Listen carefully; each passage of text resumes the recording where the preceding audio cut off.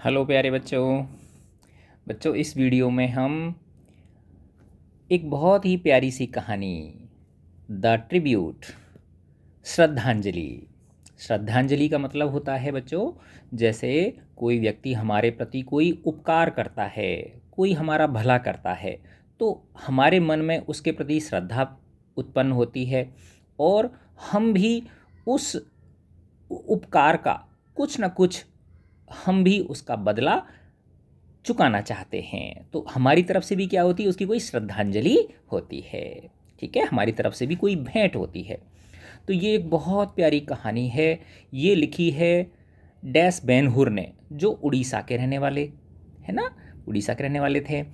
और बच्चों, इसमें आपको पता है, देखो आजकल तो क्या है, सिंगल जो है ना, न्यूक्लियर फैमिली जिसको बोलते हैं, एकल परिवार, जिसमें मम्मी पापा और बच्चे होते हैं, वो समय के कारण ऐसा हो गया। नहीं तो पहले क्या हुआ करता था कि जॉइंट फैमिली सिस्टम होता था, संयुक्त परिवार व्यवस्था होती थी, जिसमें दादा दादी, ठीक है ना, और चाचा चाची, है ना, सब लोग और उनके बच्चे, सब लोग मिलजुल के साथ में रहते थे। लेकिन अब देखो बच्चों कि यहाँ गांव से पलायन करके लोग शहरों में आ गए। अब शहरों की मजबूरियाँ हैं, ठीक है ना। तो और गांव के अंदर इतना रोज़गार नहीं रहा, तो इसलिए लोगों को वहाँ से पलायन करके शहरों में जाना पड़ता है। तो इसलिए अब ये नए इस युग में, मॉडर्न जो वर्ल्ड है, इसमें जॉइंट फैमिली सिस्टम अब बहुत कम देखने को मिलता है। हालांकि जॉइंट फैमिली सिस्टम में जो बच्चे पले बढ़े होते हैं, उनके अंदर बहुत अच्छी आदतें भी हुआ करती थीं। वो एक दूसरे को सहन करना सीखते हैं, एक दूसरे के प्रति प्रेम करना सीखते हैं। तो ये एक संयुक्त परिवार जो है, जॉइंट फैमिली।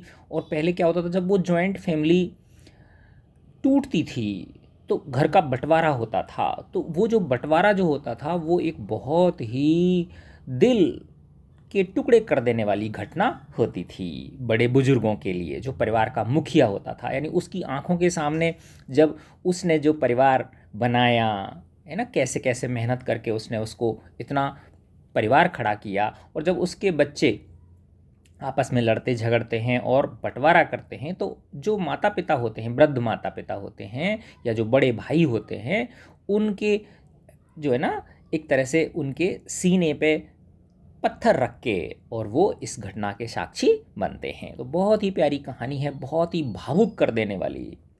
मैं पढ़ता हूँ। As I reached my desk in the office, जैसे ही मैं ऑफिस में अपनी सीट पर पहुंचा, my eyes stopped over a letter, मेरी आंखें एक पत्र पर रुक गईं। वहाँ पे एक पत्र रखा हुआ था मेरी टेबल पर। इट कंटेन्ड दैट फैमिलियर, उस पत्र पर वही परिचित, पिटाइट, छोटी छोटी सुंदर सुंदर हैंड राइटिंग में, ऑफ माई एल्डर ब्रदर, जो किसकी हैंड राइटिंग थी, मेरे बड़े भैया की। After a very long time he had return to me, उन्होंने काफ़ी लंबे समय बाद मुझे लिखा था। और हाँ बच्चों, देखो ये जो कहानियाँ हैं ना, ये बहुत हमारे जीवन में बहुत सकारात्मक परिवर्तन लाती हैं। तो बच्चों को शुरू से ही, बचपन से ही कहानियाँ सुनाई जानी चाहिए। उनसे कहानियाँ सुनने से उनमें सुनने का धैर्य विकसित होता है। दूसरे की बात को सुनकर उस पर अच्छी तरह से मनन करने की का धैर्य विकसित होता है, सुनने का कौशल विकसित होता है। और देखो, ये चूंकि मैं इंग्लिश से हिंदी में ट्रांसलेट कर रहा हूँ इसको, तो डबल फ़ायदा हो गया, है ना, कि हमारी इंग्लिश भी इससे क्या हो रही है, सुधर रही है, हमारा जो शब्दकोश है वो भी बढ़ रहा है। I shrank within for not writing letters home all these days, लेखक कह रहे हैं कि इन दिनों मैं अपने घर पत्र नहीं लिख पाया था, इसलिए भैया का पत्र देखकर मैं सहम गया। इन माई स्टूडेंट डेज, जब मैं विद्यार्थी था, it was almost a routine affair, तो ये मेरे लिए एक आम बात थी, मैं अक्सर पत्र लिखता रहता था। I used to go home to that distant village, मैं उस दूर के गांव में जहाँ पढ़ता था, शहर में, यानी ये भुवनेश्वर में पढ़ते थे, उड़ीसा की जो राजधानी है भुवनेश्वर, तो वहाँ से जैसे ही मौका मिलता था तो ये अपने गांव चले जाते थे। ऑन अ रिकैटी बस, रिकैटी बस का मतलब होता है एक ऐसी टूटी फूटी सी बस, जैसे आपने देखा होगा जो बड़े शहरों के लिए बसें जाती हैं, वो तो बिल्कुल अच्छी होती हैं, वेल मेंटेन्ड होती हैं, और जो छोटी कस्बों के लिए जाती हैं तो वो बहुत ही मतलब उनकी जो हालत है वो इतनी अच्छी नहीं होती, खड़खड़ खड़खड़ करती रहती हैं, बहुत धीरे चलती हैं, सीट भी उनकी इतनी अच्छी नहीं होती। Caring nothing for the strain of the journey, और लेखक कह रहे हैं कि जब मैं शहर में पढ़ रहा था और गांव जाता था तो मुझे कोई परवाह नहीं होती थी कि उस यात्रा के दौरान मुझे जो थकान होगी उसकी उन्हें परवाह नहीं होती थी। माई होम, मेरा जो घर था, मेरा गांव था, they used to pull me away, वो मुझे खींच लेते थे, बस मुझे खींच लेते थे, फ्रॉम द मोरीबंड सिटी लाइफ, इस शहर की, है ना, मोनोटोनस लाइफ से, इस शहर की जो भागती दौड़ती जो ज़िंदगी है, नीरस ज़िंदगी है, उससे मुझे मेरा गांव, मेरा घर खींच लेता था। नाउ थिंग्स हैव चेंज्ड, लेकिन लेखक कह रहे हैं कि अब चीज़ें बदल गई हैं, and I too have changed, और मैं भी बदल गया हूँ, a great deal at that, बहुत अधिक बदल गया हूँ। A lot of cobwebs have settled around me, मेरे चारों ओर जाले बुन गए हैं, जैसे मकड़ी जाला बुनती है ना, तो वैसे ही लेखक कह रहे हैं कि मेरे चारों तरफ भी जाले बुन गए हैं। अब वो जाले का मतलब क्या है कि लेखक की कुछ अपनी अलग तरह की जिम्मेदारियां बन गई हैं और कुछ अब उनका मन भी नहीं है। I am swept by that visible tide of time, यानी समय की जो ज्वार है, समय की जो धारा का जो वेग है, उस वेग में जो मेरा गांव के प्रति जो प्रेम था वो बह गया।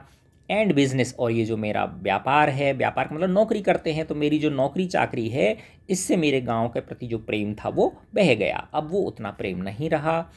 लेखक बताते हैं, I was studying at Bhubaneswar, मैं भुवनेश्वर में पढ़ रहा था, where I got my job, और वहीं पर ही मुझे जॉब मिल गई। And now for these 2 years, और इन 2 वर्षों में I have thought of home not even once, लेखक कह रहे हैं कि इन 2 वर्षों में मुझे एक बार भी मेरे गांव की शुद्ध नहीं आई। Many a time my mother has written letters, बहुत बार मेरी माँ ने मुझे पत्र लिखवाए हैं, complaining about my negligence in writing to her, और उन पत्रों में माँ ने शिकायत करी है कि बेटा तुम आजकल तो पत्र भी नहीं लिखते हो। She has even reminded me of those pre marriage days of mind, और उन पत्रों में मेरी माँ मुझे याद दिलाती हैं, देखो शादी से पहले तुम कितनी जल्दी जल्दी गांव आते थे, हम सबसे मिलते थे, पत्र भी लिखते थे, लेकिन अब तुम क्या कर रहे हो, बदल गए हो, तुम पत्र नहीं लिखते हो। Yet I have never been able to break those strands of complacency, लेखक कह रहे हैं कि माँ के इन पत्रों के बावजूद भी मैं, कॉम्प्लेसेंसी का मतलब होता है कि आदमी अपने सुविधाओं के हिसाब से, यानी एक तरह से आदमी जो है ना वो एक अपनी उसमें जीता है, कंफर्ट जोन जिसको बोलते हैं, कंफर्ट जोन में जीता है आदमी, इंसान जो है। तो वो लेखक कह रहे हैं कि मैं ये जो कंफर्ट जोन के जो धागे हैं इनको मैं अभी तक नहीं तोड़ पाया हूँ, which have coiled around me, जो कि वो धागे मेरे तरफ, मेरे चारों ओर जिन धागों ने मुझे घेर लिया है। I have kept quite to prove that I am busy and preoccupied, मैं चुप रहता हूँ, बोलता भी नहीं हूँ और जवाब भी नहीं देता हूँ, जिससे उनको ऐसा लगे कि मैं बहुत व्यस्त हूँ और प्री ऑक्यूपाइड हूँ, मैं काम मेरे पास बहुत ज़्यादा है। Now she does not complain, अब माँ ने भी पत्र लिखे लेकिन अब उन्होंने भी शिकायत करना छोड़ दिया। Probably she understand my position, शायद वो मेरी स्थिति समझ गई हैं। अब देखो दोनों बातें हैं इसमें, एक तो कुछ व्यस्तताएं भी हो सकती हैं, ऑफिस का कुछ काम ज़्यादा हो, लेकिन इतनी व्यस्तताएं भी नहीं हो सकती भाई माँ बाप के प्रति हम उनसे बात भी ना करें उनको। अब इस ज़माने में तो आजकल तो टेलीफोन हो गए है ना, लेकिन जब ये लेखक ने लिखा है उस समय टेलीफोन नहीं हुआ करते थे, उस समय संचार का माध्यम क्या था, पत्र था, तो इतना समय तो मिल ही पाता है कि भाई हम अपने माता पिता को क्या लिख सकें, पत्र लिख सकें। और दूसरी बात क्या थी कि शादी हो गई थी, तो शादी होने के बाद में आदमी जो है वो अपने परिवार से स्वाभाविक रूप से दूर हो जाता है।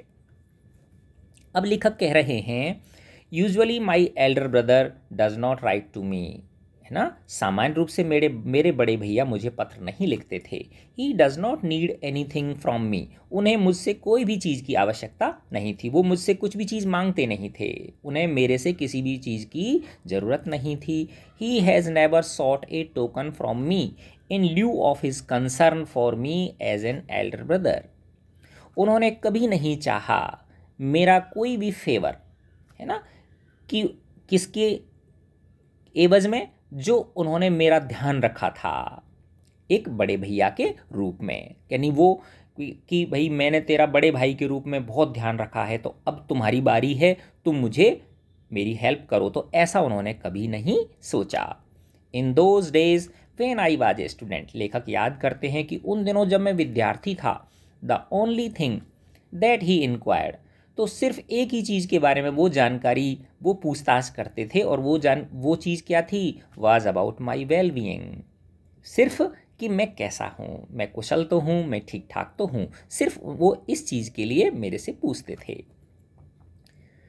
During my stay at home, और जब यहाँ भुवनेश्वर पढ़ रहा था और जब मैं गांव जाता था, गांव जाके रुकता था, उस समय he would catch fish for me, वो मेरे लिए मछली पकड़ के लाते, from the pond behind our house, हमारे घर के पीछे जो तालाब था उससे, and would ask his wife, और वो अपनी पत्नी से अर्थात मेरी भाभी से कहते, to prepare a good dish, कि मेरे लिए एक बहुत शानदार इसका पकवान बनाया जाए, फॉर आई लव्ड फिश, क्योंकि मुझे मछली बहुत पसंद थी। When the catch was scanty, और जब तालाब में मछलियाँ कम होती थीं, the dish would be prepared exclusively for me, तो सिर्फ मेरे लिए विशेष रूप से फिश, मछली की जो डिश है वो तैयार की जाती थी। हालांकि देखो, लेखक के जो बड़े भैया हैं उनके खुद भी थे, उनकी पत्नी भी थी, बच्चे भी थे उनके, लेकिन बड़े भैया क्या बोलते थे कि ये शहर से आया है ना, तो इसलिए इसको अच्छे से डिश बना के खिलाओ। He would say to his wife, वो अपनी पत्नी से कहते, भाभी से कहते, you must make the dish as delicious as possible, जितना संभव हो सके उतनी स्वादिष्ट मछली बनाओ, यूजिंग मस्टर्ड पेस्ट, इसमें सरसों का पेस्ट भी डालना, सरसों का मसाला भी डालना, फॉर बाबुली। हाँ, अब देखो यहाँ पे पहली बार क्या आया, लेखक का नाम आया है बाबुली। अब उनका एक्चुअल नाम तो क्या है, डैश बैन हुर, है ना, और गांव में जैसे होता है ना भाई, परिवार का, घर का कोई एक नाम होता है, छोटा नाम होता है जिसका, तो उसको प्यार से क्या बोलते थे, बाबुली बोलते थे। इवन नाउ, अब भी, he is the same man, मेरे भैया वही पहले जैसे हैं, with the same tone of love, उनकी प्यार में कोई कमी नहीं आई, उनकी जो टोन है प्यार की वही सेम है, एंड कंपैशन, और मेरे प्रति उनकी जो सहानुभूति है, दया है, वो भी अभी भी वैसी की वैसी है।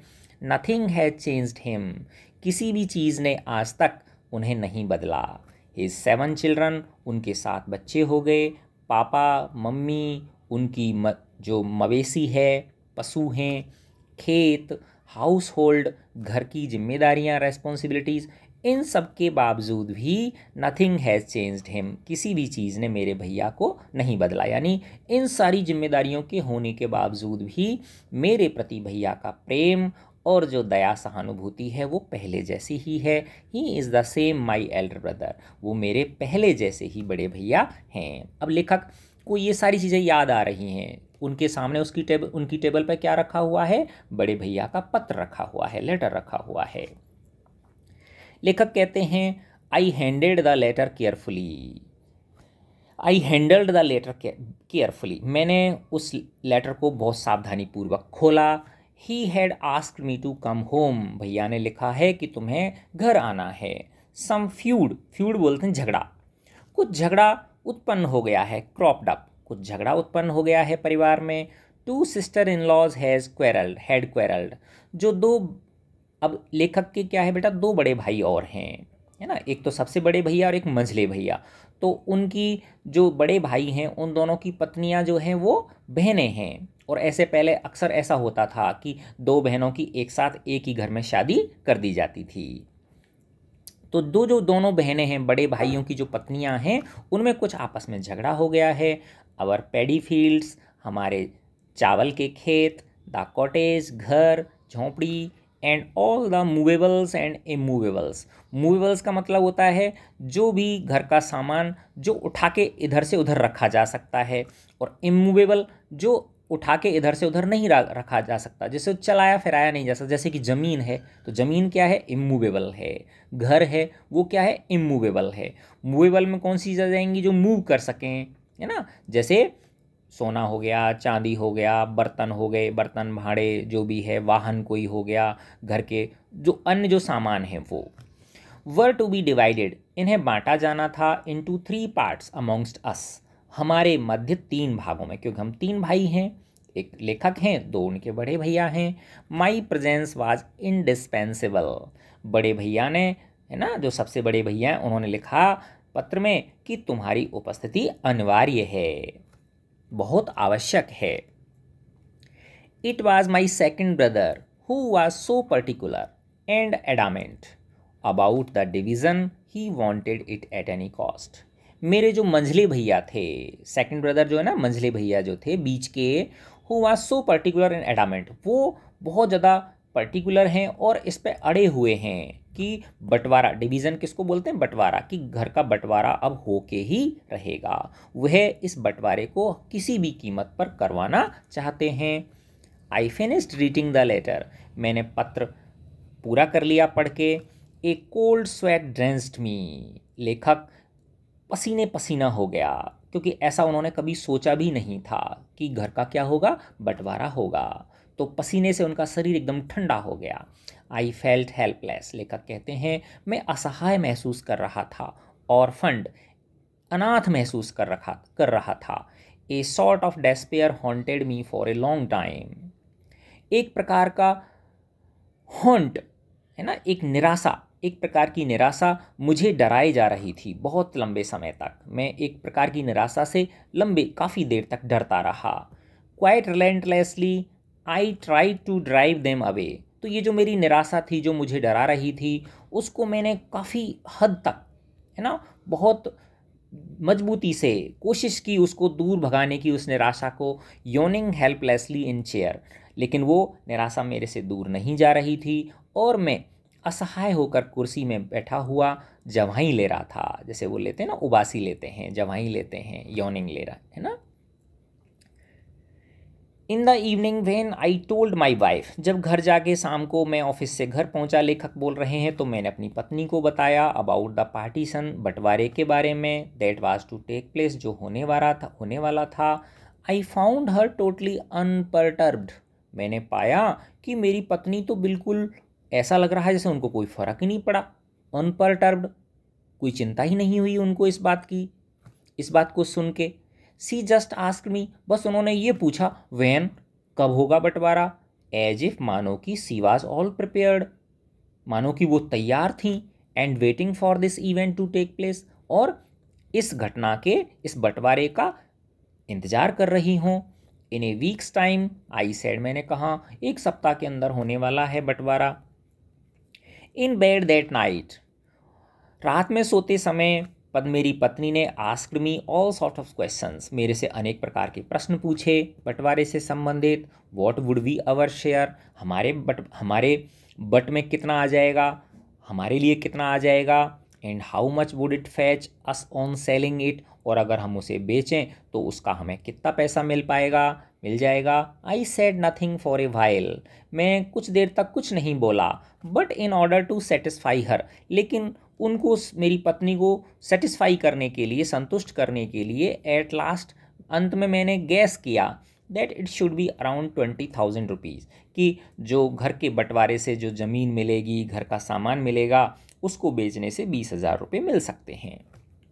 दस से she came closer to me and said, मेरी पत्नी मेरे पास सरक के आ गई, खिसक के आ गई और बोली, we don't need any land in the village, हमको गांव में कोई ज़मीन नहीं चाहिए। What shall we do with it, हम ज़मीन का क्या करेंगे। लेट अस सेल इट, हम इसे बेच देते हैं। एंड टेक द मनी, और पैसा ले लेते हैं। रिमेंबर, याद रखना, व्हेन यू सेल इट, जब तुम इसे बेच दो, hand over to me the entire 20,000, तो पूरे के पूरे 20,000 मुझे संभला देना। I will make proper use of it, मैं इसका अच्छे से उपयोग करूँगी। वी नीड ए फ्रेज, हमें एक फ्रिज चाहिए। यू नो, पता है तुम्हें, तो पता ही हमको क्या चाहिए, एक फ्रिज चाहिए। समर इज़ अप्रोचिंग, गर्मी आने वाली है। You need not to go to office riding a bicycle. और अब देखो, अब तक तुम किससे जाते हो ऑफिस, साइकिल से जाते हो। ये पुराने ज़माने की बात है, तुम साइकिल से ऑफिस जाते हो, अब तुम्हें साइकिल से ऑफिस जाने की ज़रूरत नहीं है। You must have a scooter, तुम्हारे पास एक स्कूटर होना चाहिए। And the rest we will put in bank, तो हम क्या खरीदेंगे, फ्रिज खरीदेंगे और तुम्हारे लिए स्कूटर खरीदेंगे, और बाकी का पैसा मैं बैंक में जमा करा दूंगी। There is no use keeping land in the village.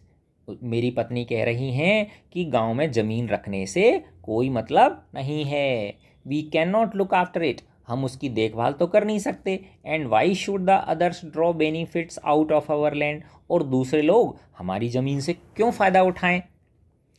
I listen to all this like an innocent lamp. लेखक कह रहे हैं कि मेरी पत्नी की इतनी ज़्यादा निष्ठुरता देखकर, जैसे कि उनके दिल पे कोई फ़र्क ही नहीं पड़ा, तो मैंने ये सब बातें सुनी जैसे कि एक मासूम जो मेमना होता है, भेड़ का जो बच्चा होता है, उन्ना जो होता है, लुकिंग इनटू द डार्कनेस, मानो वो कहाँ देख रहा हो, अंधेरे में देख रहा हो। आई फेल्ट, मैंने महसूस किया, एज इफ़ द बूचर, कि जो कसाई है वो वाज शार्पनिंग हिज नाइफ, वो अपना चाकू क्या कर रहा है, पेना कर रहा है। हमिंग ए ट्यून, और एक ट्यून गुनगुना रहा है। And waiting to tear me into large chunks of meat, और वो लेखक खुद को एक ऐसे मेमने के रूप में कल्पना कर रहे हैं। मेमना क्या होता है, भेड़ का बच्चा जो होता है ना, कि वो अब उसको कसाई क्या करने वाला है, काटने वाला है, और कसाई क्या कर रहा है, अपने चाकू को पेना कर रहा है और एक धुन गुनगुना रहा है, और वो मेरे मोटे मोटे टुकड़े कर देगा मीट के। एंड कंसोलिंग मी सेइंग, और वो साथ के साथ मुझे ये सांत्वना भी दे रहा है, वो जो कसाई है, that there is a better life after death, कि तुम मर जाओ, मैं तुम्हें मार देता हूँ और तुमको स्वर्ग मिल जाएगा, तुम्हारी आगे की ज़िंदगी बहुत अच्छी होगी। तो लेखक अपनी पत्नी की उस निष्ठुरता को देखकर ऐसा कह रहा है कि ये पत्नी मेरी जो है वो ऐसे शब्द बोल रही हैं, है ना, कि इनको मेरी बिल्कुल भी परवाह नहीं है, मेरी भावनाओं की बिल्कुल परवाह नहीं है। Gone are those days, gone are those feelings, लेखक कह रहे हैं वो दिन बीत गए, वो भावनाएं बीत गईं। When the word home filled my heart with emotion, जब घर का नाम आते ही मेरा जो दिल है वो इमोशन से भर जाता था, भाव से भर जाता था।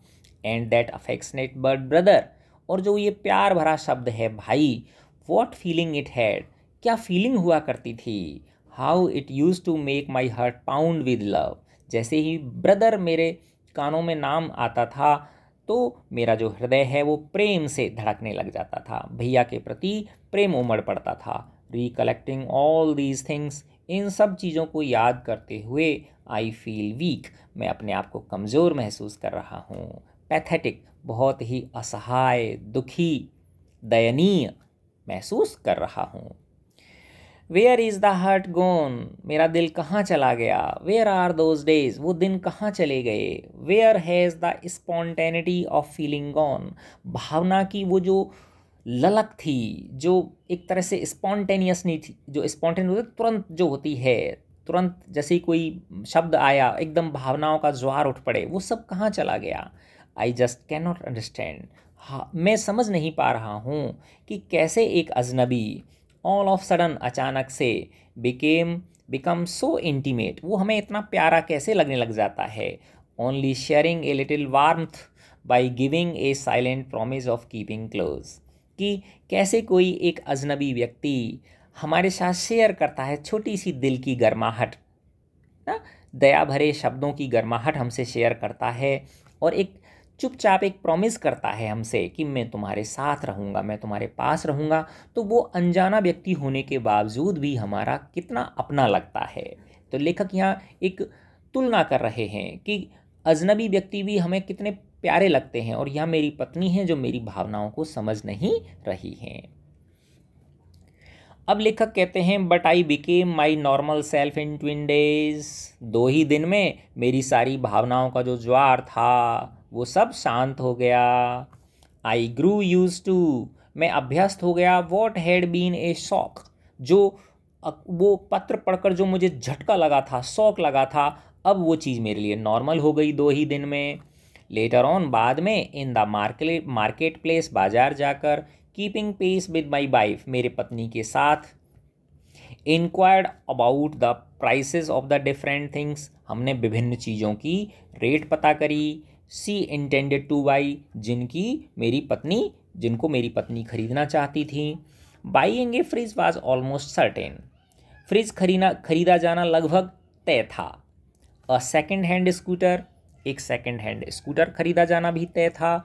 अ स्टीरियो सेट, एक music system, and some gold ornaments, और कुछ सोने के आभूषण भी, गहने भी।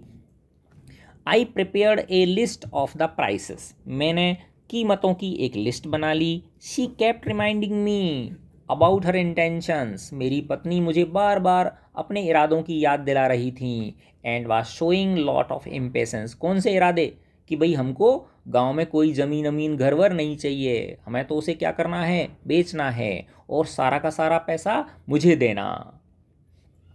और मेरी पत्नी बहुत ज़्यादा इम्पेशेंस शो कर रही थी, उतावलापन शो कर रही थी। इट वॉज सैटरडे आफ्टरनून, शनिवार की दोपहर के बाद का समय था। I left for my village, मैं अपने गांव के लिए रवाना हो गया। द सेम बस, वही बस, वाज देयर, वहाँ पे थी। Inspiring until the old familiar feeling, वो मेरी पुरानी भावनाओं को उकसा रही थी। I rushed to occupy the seat just behind the driver, मैं ड्राइवर के जस्ट पीछे वाली सीट पर कब्जा करने के लिए दौड़ा। माई फेवरेट सीट, जो मेरी एक फेवरेट सीट थी। इन माई हरी, मेरी जल्दबाजी में। आई bruised my knee against the door, दरवाजे से टकराकर मेरा जो घुटना था वो चोटिल हो गया, मेरे घुटने में चोट लग गई। इट हर्ट मी, इससे मुझे बहुत चोट महसूस हुई, दुख हुआ, पीड़ा हुई। The brief case fell off, जो मेरा ब्रीफ केस था, सूट केस बोल दो, है ना, वो फेल ऑफ, गिर पड़ा और खुल गया। एंड द लिटिल पैकेट, और एक छोटा सा जो पैकेट था, containing the prasad of Lord Lingaraj, जिसमें भगवान लिंगराज का प्रसाद था। Meant for my dear mother, जो कि मैं अपनी माँ के लिए ले जा रहा था, मेरी प्यारी माँ के लिए ले जा रहा था। Was scattered over the ground, वो सूट केस में से, उस ब्रीफ केस में से ज़मीन पे बिखर गया।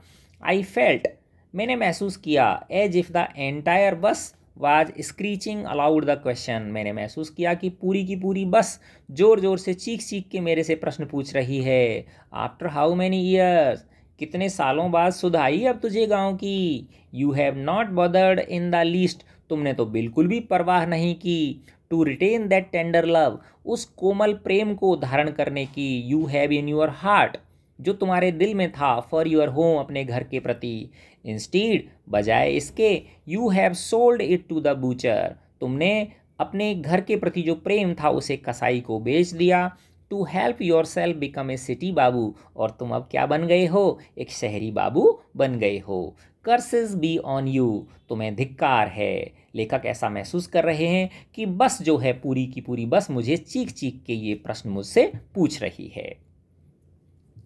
आई बोर्डेड द बस, मैं बस पर चढ़ गया। रिकलेक्ट, अब देखो बच्चों, ये लेखक का कमाल होता है ना। अब आप देखो, इसमें लेखक ने कहानी लिखी है, लेकिन ऐसा लग रहा है ना कि पूरा चित्र हमारे आंखों के सामने चल रहा हो। यही खूबसूरती होती है महान लेखकों की। आई बोर्डेड द बस, मैं बस में सवार हो गया। Collecting the brief case, suit case को कलेक्ट किया। And content of the soiled packet, और जो मिट्टी में जो पैकेट, जो प्रसाद था, उसमें जो भी थोड़ा बहुत बच पाया सही सलामत, उसको मैंने समेट लिया।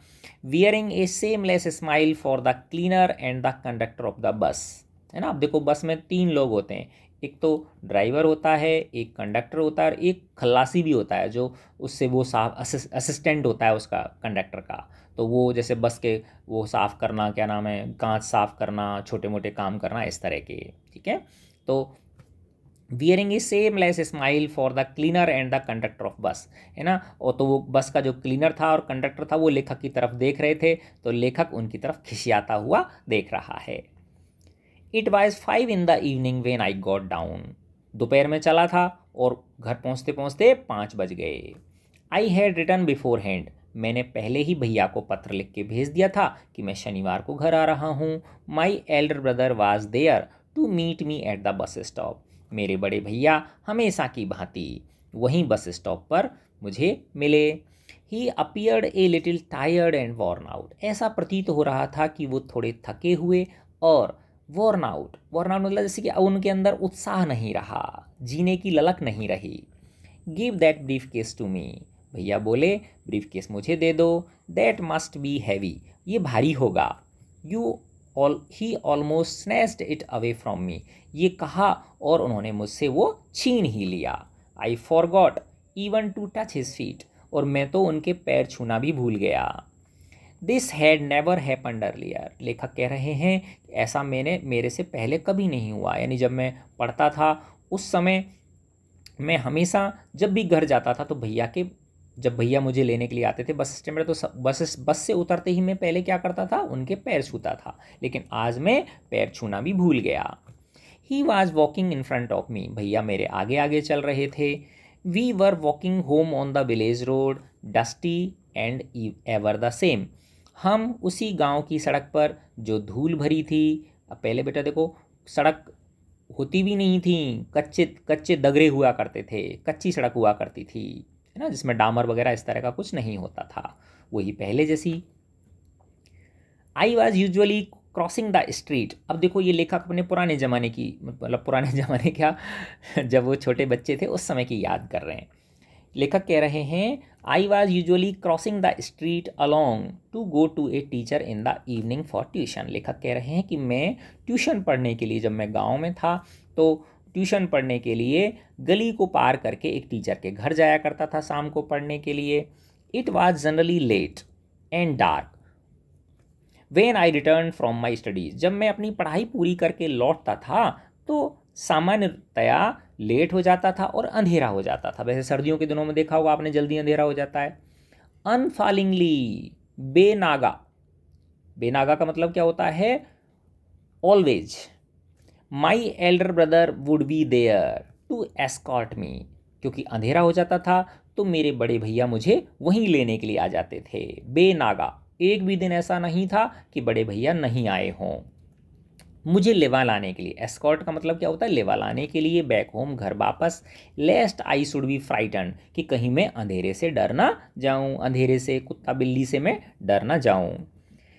He would carry the lantern, उनके हाथ में लालटेन होती थी। My bag of books and notes, और मेरी जो बैग था जिसमें किताब कॉपी रखी थी वो ले लेते थे। एक हाथ में लालटेन होती थी और एक हाथ में मेरा बैग ले लेते थे वो। I had to follow him to do so, और मैं उनके पीछे पीछे आता था। इफ़ आई लैग्ड बिहाइंड, अगर मैं थोड़ा ज़्यादा पीछे रह जाता, ही वुड आस्क, तो वो कहते वाई, अच्छा, यू आर परहैप्स टायर्ड, शायद तुम थक गए होंगे।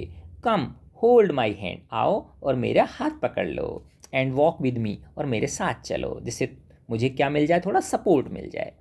ही sometimes use to carry me on his shoulders while going to the fields for a stroll. अब लेखक बता रहे हैं कि बड़े भैया जो हैं वो कभी कभी मुझे ले जाते थे अपने कंधों पर बिठाकर, जब वो खेतों पर जाते थे खेतों की देखभाल करने के लिए, तो मुझे अपने कंधे पर बिठा के ले जाते थे। The bus stop was some distance from the village, तो वो जो बस स्टॉप था वो गांव से थोड़ा दूर था। I had fallen behind him, मैं उनके थोड़ा पीछे रह गया था। ही स्टॉप्ड, वो रुक गए। And ask the same old question he use to ask, जो पहले बचपन में मेरे से जो प्रश्न पूछते थे वही प्रश्न उन्होंने मेरे से वापस पूछा। I just could not speak, मैं बस उसका कुछ उत्तर नहीं दे पाया। The past was sprouting up in me, जो पुरानी बातें थीं वो मेरे मन मस्तिष्क में उमड़ घुमड़ रही थीं, है ना, वो एक तरह से उग रही थीं। द चाइल्डहुड डेज, बचपन के वो दिन। एंड द डेज नाउ, और अभी के वर्तमान के दिन। लेखक तुलना कर रहे हैं। Time has coagulated for me, ये जो समय है ये मेरे लिए जम गया है। आई हैव चेंज्ड, मैं बदल गया हूँ। बट माई एल्डर ब्रदर, लेकिन मेरे बड़े भैया, no, time could not bring upon him any change, ये जो समय है ये उनमें कोई परिवर्तन न ला सका। As in those days he was still walking in front of me, उन्हीं दिनों की तरह आज भी वो मेरे आगे आगे चल रहे हैं, कैरिंग माई बैग, मेरा बैग लेके उठा के। आई फेल्ट सो स्मॉल, मैंने बहुत अपने आप को उनके सामने छोटा महसूस किया। हेजिटेंटली आई सेड, झिझकते हुए मैंने कहा, brother give me that brief case, भैया ब्रीफ केस मुझे दे दो। Let me carry it for a while, मैं भी इसे थोड़ी देर ले चलता हूँ।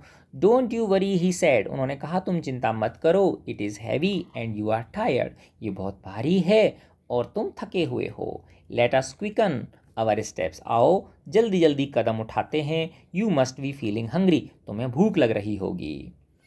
It is time for evening meal, शाम का भोजन का वक्त हो गया है। I followed him in silence, मैं चुपचाप उनके पीछे पीछे चलता रहा। वी रीच्ड होम, हम घर पहुंच गए। इट वॉज ऑलरेडी डार्क, पहले ही अंधेरा हो चुका था। The time for the lighting of wicks, lighting of wicks का मतलब होता है बत्ती जलाना, दिया बत्ती करते हैं ना, सांझ की आरती करते हैं, दीपक जलाते हैं, दीपक जलाने का टाइम हो गया था। Before the sacred Tulsi plant, पवित्र तुलसी के पौधे पर दीपक जलाने का टाइम हो गया था। अनलाइक दोज डेज, तो अनलाइक का मतलब होता है डिफरेंट, उन दिनों से बिल्कुल अलग। None of my nephews rush towards me, मेरा एक भी भतीजा मेरी तरफ दौड़ के नहीं आया। हाउलिंग, चिल्लाते हुए, हेयर इज अंकल, चाचा आ गए, चाचा आ गए। यानी लेखक कह रहे हैं पहले जब मैं पढ़ता था भुवनेश्वर और जब मैं गांव जाता था तो मुझे देखते ही मेरे जो भतीजे थे, मेरे बड़े भैया के जो बच्चे थे, वो दौड़ते हुए आते थे, चाचा आ गए, चाचा आ गए। माई सिस्टर इन लॉ, मेरी भाभी, did not run from the kitchen to receive me, वो भी मुझे रिसीव करने के लिए किचन से नहीं आई। नहीं तो पहले जैसे ही मैं आता था बच्चे चिल्लाते थे तो भाभी रसोई से बाहर निकल आती थी मुझे रिसीव करने के लिए, मेरा स्वागत करने के लिए। I was all quiet and काम, इट होगा बेटा ये है ना, it was all quiet and काम, चारों तरफ चुप्पी छाई हुई थी। Only my mother came and stood near me, सिर्फ मेरी माँ आई और मेरे पास आके खड़ी हो गई। द सेकेंड ब्रदर, मंझले भैया, एंड हिज वाइफ, और उनकी पत्नी, वर नोवेयर टू बी सीन, कहीं भी दिखाई नहीं दे रहे थे। इन द एंटायर हाउस, पूरे के पूरे घर में, there was an air of unusualness, एक ऐसी हवा थी जो बिल्कुल अलग थी। यूजुअल का मतलब होता है सामान्य, अनयूजुअल का मतलब असामान्य। Rather the stillness of the graveyard, लेखक कह रहे हैं और मैं कहूँ तो एक ऐसी चुप्पी थी, एक ऐसी शांति थी जैसे कि ग्रेवयार्ड में होती है, शमशान में होती है। As if the house was preparing for its ultimate collapse, मानो कि जो मम्मी पापा का जो बनाया हुआ जो घर है वो अब तैयारी कर रहा है अपने बिखर जाने की, अंत में अपने बिखर जाने की तैयारी कर रहा है। I try to be normal with everyone, मैंने हर व्यक्ति के साथ थोड़ा नॉर्मल होने की कोशिश की। But there was that abominable lull all around, लेकिन चारों तरफ वही दुर्भाग्यपूर्ण है ना, एक चुप्पी छाई हुई थी। My second brother and his wife, मेरे बीच के भैया, मंझले भैया और उनकी पत्नी, in spite of their presence at home, घर पर उनकी उपस्थिति के बावजूद भी, शोड नो इमोशन, उन्होंने मेरे प्रति कोई भावना नहीं जताई, मेरे से कुछ भी आके पूछा तक नहीं कि तुम कैसे हो। They were all set for the partition, वो लोग तो बिल्कुल तैयार बैठे थे बंटवारे के लिए। And they care for nothing else, और उन्हें इस बात की बिल्कुल भी परवाह नहीं थी। I could not sleep that night, लेखक बोलते हैं डैश बेन हुर कि मैं उस रात सो न सका। And the following morning passed quite uneventfully, और जो अगली सुबह थी वो भी बिना किसी विशेष घटना के गुजर गई, यानी सब शांति में गुजर गई। इट वॉज मिड डे, अब दोपहर का समय हो गया था। 7 or 8 पीपल हैड गैदर्ड, 7-8 लोग इकट्ठे हो गए थे आके इन अवर कोर्टयार्ड, हमारे आंगन में, टू सुपरवाइज द डिवीज़न, उस बंटवारे का सुपरविजन करने के लिए, बंटवारे को संपन्न कराने के लिए। We three brothers were present, हम तीनों भाई भी मौजूद थे। Mother was not to be seen anywhere in the vicinity, vicinity का मतलब होता है आसपास, आसपास माँ कहीं भी नजर नहीं आ रही थी, अर्थात माँ से देखा नहीं जा रहा। We were waiting for the final separation, हम अंतिम बंटवारे की प्रतीक्षा कर रहे थे। As if ready to slice out the flesh of the domestic body, मानो कि जो हमारा घर रूपी जो शरीर है उसके मांस के टुकड़े करने के लिए हम तैयार हैं। और उस घर के, कौन सा घर, विच अवर पेरेंट्स हैड नरिस्ड, जिन्हें कि हमारे माता पिता ने अपने खून पसीने से सींचा। Since the day of their marriage, अपनी शादी के अगले दिन से ही, यानी मेरे माता पिता, हमारे माता पिता ने अपनी शादी के अगले दिन से ही, शादी के दिन से ही जो घर को कितनी पूरी मेहनत से, कितनी शिद्दत से बनाया है ना, उस घर के हम टुकड़े कर करके उसे ले जाना चाहते हैं। And then we would run away, उसके हम बंटवारा करना चाहते हैं, उसके टुकड़े करना चाहते हैं उस घर के, और फिर हम दौड़ जाएंगे इन 3 डिफरेंट डायरेक्शन, 3 अलग अलग दिशाओं में, क्लचिंग ए पीस ईच, मानो उस डोमेस्टिक बॉडी के मांस के एक एक टुकड़े को पकड़कर। All the house hold articles were heaped in the family courtyard, लेखक कहते हैं कि जितने भी घर की वस्तुएं थीं उनका ढेर लगा दिया गया घर के आंगन में। These were to be divided into 3 parts, इन सबको 3 भागों में बांटा जाना था। All the small things of the house, घर की छोटी छोटी चीज़ें भी, ऑलमोस्ट एवरीथिंग मूवेबल, जो भी हर मूवेबल चीज़ थी, उठा के रखने वाली जो चीज़ थी, स्टार्टिंग फ्रॉम द लेडल्स, लेडल बोलते हैं करछुले को, जिससे सब्जी वगैरह करते हैं ना, चम्मच, मोटा बड़ी चम्मच होती है इससे, ठीक है ना, ladles, made out of coconut shell, और ये पुराने ज़माने की बात है, तो आजकल तो स्टील की चल गई सारी चीज़ें, तो पहले इस तरह के, ऐसे मानो जैसे ये इस तरह का है ना, और ये हैंडल हो गया उसका, ठीक है ना, ऐसे ये, ठीक है ना, तो इससे भगोनी में से डुबो डुबो के इससे सब्जी वगैरह, इस तरह सब्जी दूध, तो ये करछुली हो गई उस तरह से, ठीक है ना, लेडल, जो किसकी, तो ये कोकोनट शेल हो गया और ये उसका क्या हो गया, हैंडल हो गया। And bamboo to the little box, और बांस किसकी बनी होती लेडल, कोकोनट सेल की और बांस की, तो ये कोकोनट सेल हो गया और ये क्या हो गया, बांस हो गया। और छोटा बक्सा, where father use to keep his betels, जहाँ पर मेरे जो पिता थे वो अपनी पान रखते थे, जो उनका जो पानदानी थी वो भी रखी गई थी बंटवारे के लिए। द एक्स कुल्हाड़ी and the old radio set, पुराना radio set, to have been produced, उसे भी वहाँ रख दिया गया था। A long list of all these items were made, इन सारे आइटम्स की एक लंबी लिस्ट बनाई गई। नथिंग वाज स्पेयर्ड, कुछ भी नहीं छोड़ा गया। नीदर द ढीनकी, ढीनकी क्या होता है, वुडन राइस क्रशर, है ना, तो इसमें क्या होता है, देखो इस तरह से मैं समझाता हूँ आपको कि जैसे यहाँ पे ये वो है ना, इसमें ये ज़मीन के अंदर कुछ गड्ढा कर दिया है ना, और ये पक्का होता है ना, पत्थर वगैरह में से बना लिया, और फिर यहाँ पे ऊपर से आके और इस तरह से इसमें ये चोट मारता है ऐसे नीचे आके, तो और यहाँ पे इस जगह पे पैर से, इस जगह पे पैर से फोर्स लगाते हैं, इसको ऊपर नीचे करते हैं, तो फिर इसमें ये आके इसमें क्या मारता है, चोट मारता है।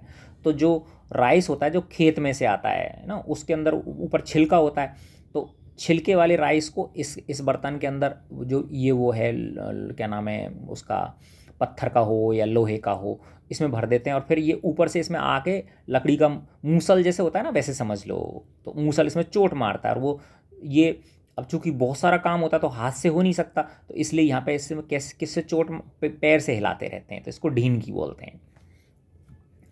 तो लेखक कह रहे हैं नथिंग वाज स्पेयर्ड, कुछ भी नहीं बचा। नीदर द ढीनकी, यहाँ तक कि ढीनकी भी नहीं, nor the little figures of the family idols, और परिवार की जो घर की जो मूर्तियाँ थीं वो तक भी वहाँ पर उस लिस्ट में रख दी, उस ढेर में रख दी।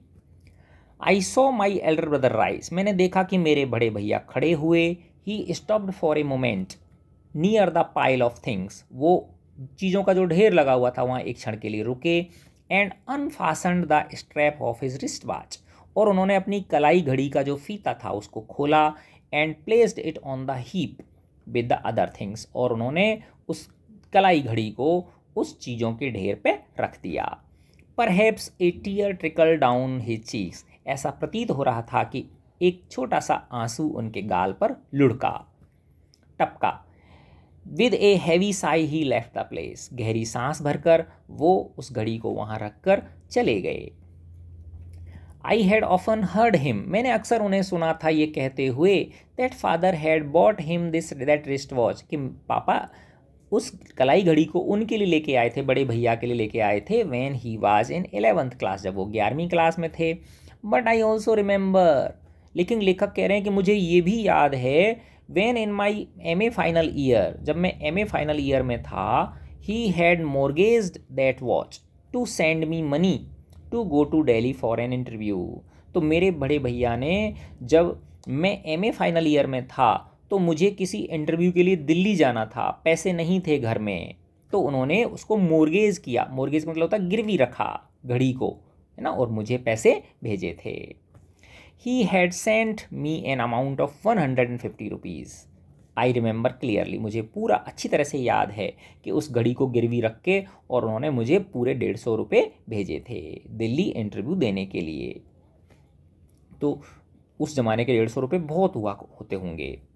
नो वन नोज, कोई नहीं जानता, whether the wrist watch would come back to him or not, कि वो जो कलाई घड़ी है वो उन तक वापस आएगी या नहीं। क्योंकि देखो, ये देखो, इसमें कलाई घड़ी एक तरह से उसके साथ भावनाएं जुड़ी हुई हैं कि उसके फादर ने दिलवाई थी उसको। His action seemed symbolic on his snapping all his attachments with the past, तो जो भैया ने कलाई घड़ी उतार के उस ढेर पर रखी, तो वो एक तरह से सिंबॉलिक थी, वो इसका एक प्रतीक थी कि उन्होंने तोड़ दिए हैं, स्नैप कर दिए हैं, तोड़ दिए हैं all his attachment with the past, कि अब उन्होंने जो भूतकाल है, जो समय बीत गया, अब उनके प्रति उनका कोई अटैचमेंट नहीं है। आई वॉज साइलेंट, मैं चुप था। माई elder sister in law was in court yard, और मेरी जो बड़ी भाभी थी वो पीछे आंगन में थी। My second brother was often whispering things into his wife's ear, और मेरे जो मंझले भैया थे वो बार बार अपनी पत्नी के कान में कुछ फुसफुसा रहे थे, बुदबुदा रहे थे, कुछ बोल रहे थे। And was there taking his place with us, और वो वहाँ डटे हुए थे, जमे हुए थे। It was like the butcher's knife going to stone to sharpen itself, लेखक कह रहे हैं जब वो बंटवारा हो रहा है, मुझे ऐसा लग रहा है कि जो कसाई है वो अपने उसको नाइफ को क्या कर रहा है, पैना कर रहा है, बार बार कहाँ पे जाके, एक पत्थर पे जाके घिस रहा है उसकी धार पैनी करने के लिए। द एल्डर ब्रदर वाज काम एंड कंपोज्ड, मेरे जो बड़े भैया थे वो उसी तरह धीर गंभीर थे, शांत थे। लाइक ए परफेक्ट जेंटलमैन, एक आदर्श सभ्य व्यक्ति की तरह। He was looking at the proceedings dispassionately, वो इस कार्यवाही, जो बंटवारे की कार्यवाही हो रही थी, उसको बिना किसी भाव के देख रहे थे, यानी ना उन्हें कोई हर्ष है, ना विषाद है, ना कोई दुख है, ना उन्हें अच्छा लग रहा, यानी न्यूट्रल होके। एग्जैक्टली, बिल्कुल उसी तरह, as he has done on the day, जैसा कि वो उस समय भी थे, कब, of the sacred thread ceremony of his son, जब उनके बेटे का कुआं पूजन हुआ था, तो एक शुभ अवसर था, उस पर भी वो ज़्यादा प्रसन्न नहीं नज़र आ रहे थे। And on the day of my marriage, और जिस तरह से मेरी शादी हुई थी तब भी वो इतने प्रसन्न होने का मतलब है कि जो बड़े लोग होते हैं वो ज़्यादा दिखावा नहीं करते, वो अंदर ही अंदर होते हैं, यानी उनके, तो वो ना खुशी में बहुत ज़्यादा खुशी जाहिर करते हैं, और ना जब कोई दुख का घड़ी आती है तो वो इतना ज़्यादा दुख भी जाहिर नहीं करते। It was the same preoccupied in grave manner, तो मेरे बड़े भैया का वही पहले जैसा, है ना, शांत धीर गंभीर वाला तरीका था। Attending sincerely to his duty, वो बहुत सिंसियरली अपना कर्तव्य निभा रहे थे। While discussing anything with my second brother, और बीच बीच में जब वो मेरे मझले भैया से बात कर रहे थे, ही हैड दैट सेम काम एंड कंपोज्ड वॉइस, उस समय भी मझले भैया, कारण बंटवारे का मझले भैया और उनकी पत्नी थी, लेकिन उनसे बात करते समय भी उनके मन में बिल्कुल शांति थी, गंभीरता थी, यानी कोई कड़वाहट नहीं थी, उनके मन में ऐसा नहीं कि गुस्सा आ रहा हो उनके छोटे मंझले भैया के ऊपर। Not a sign of disgust and regret, उन्हें किसी प्रकार का कोई न क्रोध था न पछतावा था। लेखक बोलते हैं, आई रिमेंबर, मुझे याद है, द ईयर फादर डाइड, जिस वर्ष हमारे पिताजी की मृत्यु हुई थी। We had to live under a great financial strain, हमें आर्थिक तंगी में, बड़ी कठिन पैसे धेले की तंगी में, पैसे की तंगी में हमें जीना पड़ा था। इट वॉज विंटर, लेखक याद करते हुए कहते हैं, बोल रहे हैं, लिख रहे हैं कि सर्दियों का समय था। The chill was at its height, सर्दी अपनी चरम सीमा पे थी, बहुत तेज़ कड़ाके की ठंड पड़ रही थी। We had a limited number of blankets, हमारे पास बहुत कम मात्रा में कंबल थे। The cold was so biting, सर्दी इतनी काटने वाली थी, पर्टिकुलरली एट मिडनाइट, विशेष रूप से आधी रात के बाद। That one blanket was not enough for me, कि मेरे लिए एक कंबल पर्याप्त नहीं था ठंड में। दैट नाइट, उस रात, I was sleeping in the passage room, लेखक कह रहे हैं, मुझे याद है उस रात मैं बरामदे में सो रहा था। When I woke up in the morning, जब मैं सुबह उठा, I found my elder brother's blanket on me added to mine, तो मैंने देखा कि मेरे कंबल के ऊपर बड़े भैया का कंबल भी उड़ा हुआ है। Early at dawn he had left for the fields, सुबह जल्दी उठकर, भोर में ही उठकर वो खेतों पर चले गए थे। Without A blanket on his shoulders, अपने कंधों पर बिना कंबल रखे, यानी ठंड में ही चले गए सामान्य कपड़ों में। और वो क्यों रख गए कंबल, जिससे कि मुझे क्या ना लगे, लेखक बोल रहे हैं मुझे ठंड ना लगे, इसलिए मुझे उड़ा के चले गए।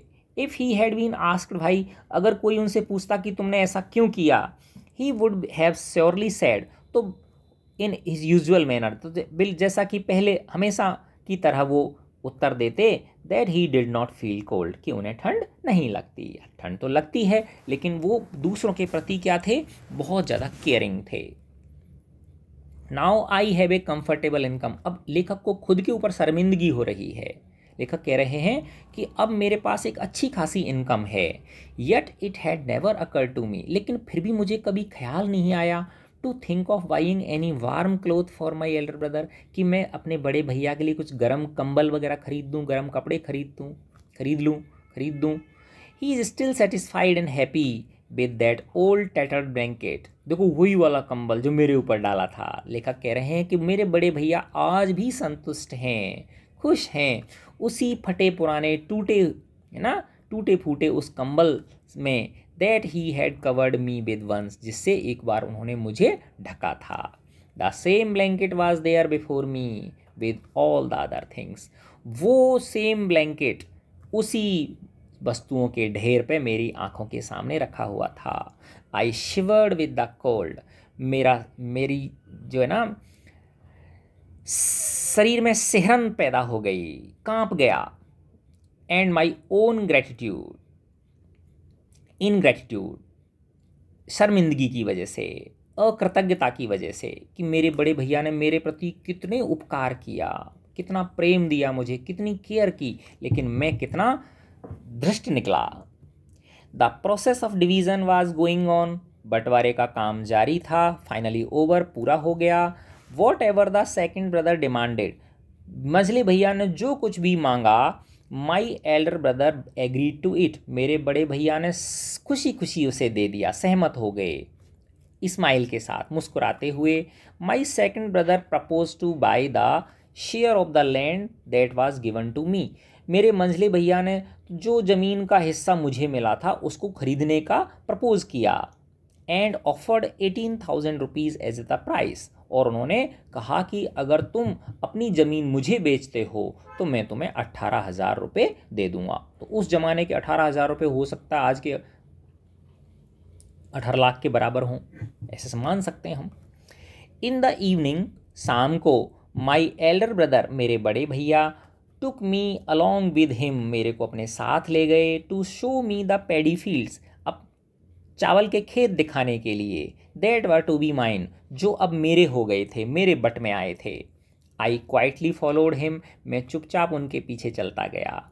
We moved from boundary to boundary, हम एक खेत की मेड़ से दूसरी खेत की मेड़ पर गए। एवरीवेयर, हर जगह। अब देखो लेखक कितने प्यार से याद कर रहा है, अपने बड़े भैया के प्रति कृतज्ञता को व्यक्त करना चाहता है। I could feel the imprints of his feet. मैं जहाँ भी जा रहा था, एक खेत से दूसरे खेत में, मैं महसूस कर पा रहा था अपने भैया के पैरों के निशान। हिज पाम, उनकी एड़ी के निशान। हिज फिंगर्स, उंगलियों के निशान। On the bosom of the paddy fields, उन चावल के खेतों के सीने पर। Sparkle the pulse of the my elder brother sweat, तो उन चावल के खेतों के सीने पर मेरे बड़े भैया के पसीने की जो मोती की जो बूंदें थी वो चमक रही थी। यानी वो लेखक कह रहे हैं कि ये जो खेत के अंदर, चावल के खेत में जो चावल चमक रहे हैं वो चावल नहीं है, मेरे बड़े भैया का जो श्रम है, परिश्रम है, उस पसीने की बूंदें चमक रही हैं, उस पसीने रूपी मोती की बूंदें चमक रही हैं। He was showing me the fields, बड़े भैया मुझे वो खेत दिखा रहे थे। As a father would introduce a stranger to family member, जिस तरह से घर का जो मुखिया होता है, जब बाहर से कोई अजनबी हमारे घर आता है तो जिस तरह से परिवार के मुखिया उस अजनबी से परिवार के अन्य सदस्यों को रूबरू कराते हैं, उसी तरह से मेरे बड़े भैया मेरे बट में जो खेत आए थे उन खेतों से मुझे वाकिफ करवा रहे हैं। इन द मॉर्निंग, सुबह। I was to leave for Bhubaneswar, मुझे भुवनेश्वर जाना था। I had no courage to meet my elder brother, मेरे अंदर इतना साहस नहीं था कि मैं बड़े भैया के सामने खड़ा हो पाता। Before leaving for the bus stop, bus stop जाने से पहले, बस स्टैंड जाने से पहले, I handed over the same slip of paper to my elder sister in law which had the details about my share. तो हमने देखा था कि जो ढेर लगाया था, है ना, जो वस्तुओं का ढेर लगाया था, उसको 3 टुकड़े कर दिए गए और फिर उनकी तीनों की अलग अलग क्या बना दी, लिस्ट बना दी कि भाई ये सामान इसके बट में आया, ये सामान इसके बट में आया और ये सामान इसके बट में आया। तो लेखक को जो अपने हिस्से की जो स्लिप मिली, उसी स्लिप के पीछे, है ना, लेखक कह रहे हैं before leaving for the bus stop, bus stop रवाना होने से पहले, बस स्टैंड रवाना होने से पहले, I had handed over the same slip of paper. तो वही जो स्लिप थी पेपर की, वो जो कागज़ का टुकड़ा था, वो मैंने थमा दिया मेरी बड़ी भाभी को। विच had the details about my share, जिस पर मेरे हिस्से में जो चीज़ें आई थीं वो लिखी हुई थी। Writing on the back side of the slip, that slip, लेखक कह रहे हैं मैंने उसी स्लिप के पीछे की तरफ लिख दिया था। क्या लिखा था? आई हैड आस्क्ड हर, कुछ लिख दिया था लेखक ने, और मैंने कहा मेरी भाभी को to deliver it to my elder brother, कि इसे बड़े भैया को दे देना। एंड स्टीलथली, और चुपके से, slipped out of our house, और मैं घर से चुपचाप निकल गया बस स्टैंड के लिए। आई हैड रिटन, मैंने उस पर्ची के पीछे ये लिखा था, भैया what shall I do with this land, मैं इस ज़मीन का क्या करूँगा भैया। यू आर माई लैंड, तुम ही मेरी वो ज़मीन हो। From where I could harvest everything in life, मैं जीवन में जो भी कुछ बन पाया हूँ, जीवन की जो भी फसल मैंने आज अर्जित की है, वो सब आपकी वजह से है। I need nothing save you, मुझे आपके अलावा कुछ नहीं चाहिए। एक्सेप्ट दिस प्लीज़, कृपया मेरी ये भेंट स्वीकार कर लें। इफ़ यू डिनाई, अगर तुम मना करोगे, I shall never show my face to you again, मैं कभी तुम्हें अपना मुंह नहीं दिखाऊंगा। लेखक ने जो अपना जो शेयर मिला था, जो हिस्सा मिला था, उसी को अपने बड़े भैया को वापस से सौंप दिया। तो लेखक ने अपनी तरह से अपने बड़े भैया का जो प्रेम था, जो उनका कंपैशन था, उनकी जो केयर थी, उसको एक ऐसे देखो, जो बेटा केयर होती है, लव होता है, उसकी कीमत नहीं चुकाई जा सकती, लेकिन एक छोटी सी लेखक ने एक श्रद्धांजलि दी और उस पर नीचे पीछे साइन कर दिए थे, बाबुली, आपका छोटा भैया बाबुली। तो देखो ये किसने लिखी है, डैश बैन हो, कितनी प्यारी। तो इससे बड़ी श्रद्धांजलि, इससे बड़ी अपने भैया के प्रेम, उनकी केयर, उसका जो कर्जा था, इतने अच्छे तरह से लेखक ने जो चुकाया वो अपने आप में अभूतपूर्व था। तो प्यारे बच्चों, मैं आशा करता हूँ ये कहानी का जो वीडियो है ये आपको अच्छा लगा होगा। अच्छा लगा तो मेरी इस कहानी को अपने परिवार के लोग, जो अपने मम्मी पापा हैं आपके, है ना, छोटे भाई बहन हैं, बड़े भाई बहन हैं, मित्र हैं, उनको अवश्य सुनाएं। मे गॉड ब्लेस यू प्यारे बच्चों। Love you all.